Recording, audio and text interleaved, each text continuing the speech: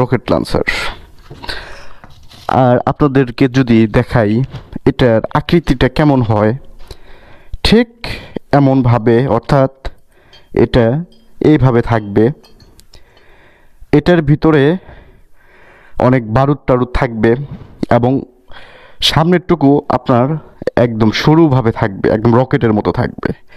এটা বুঝেন কিভাবে হিট করতে পারে, কি শক্তিশালীভাবে হিট করতে পারে, একবার ভাবুন। আর কতটুকু মজবুত দেখুন, কি পরিমাণ মজবুত। সো এটাই কিন্তু রকেট লঞ্চার গাইস। যারা back to another blog, this is David Bappi. তো আজকে আপনাদের সাথে একটি ব্যাপার এক্সপ্লোর করব। আপনারা কি কখনো বোম যে শেল রয়েছে তার পেছনের অংশ দেখেছেন? দেখেননি? আমি আপনাদেরকে আজকে দেখাচ্ছি।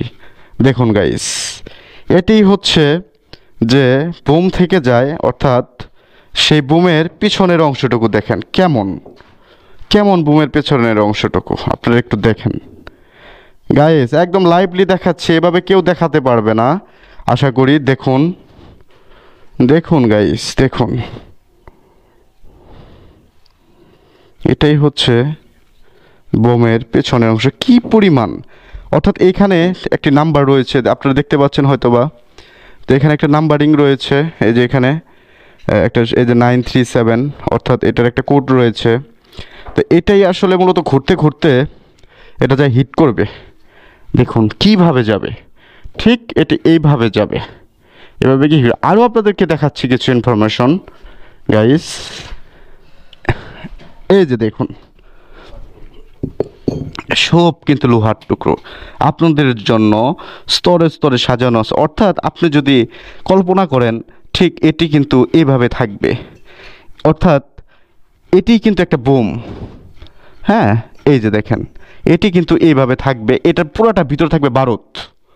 হ্যাঁ গাইস, এইটাই মূলত এসে এটা যখন আমাদের ওই মেশিন গানগুলো যেগুলো আছে হিটিং, তো ওগুলাতে দিবে, এটাই কিন্তু ঘুরে ঘুরে এসে লক্ষ্যবস্তুকে হিট করবে গাইস। একবার ভাবুন তো, একবার ভাবুন যে আপনারা, এই যে দেখুন, এটা দেখুন, এটা কি বলেন তো গাইস?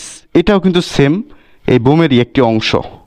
দেখছেন গাইস, এগুলো কিন্তু সব হচ্ছে শক্ত, একদম লোহার, একদম শক্তিশালী। আপনারা যদি দেখেন, এই যে দেখেন কি পরিমাণ হিট শব্দ করছে, কি পরিমাণ হিট, সব কিন্তু লোহা, খুবই শক্তিশালী।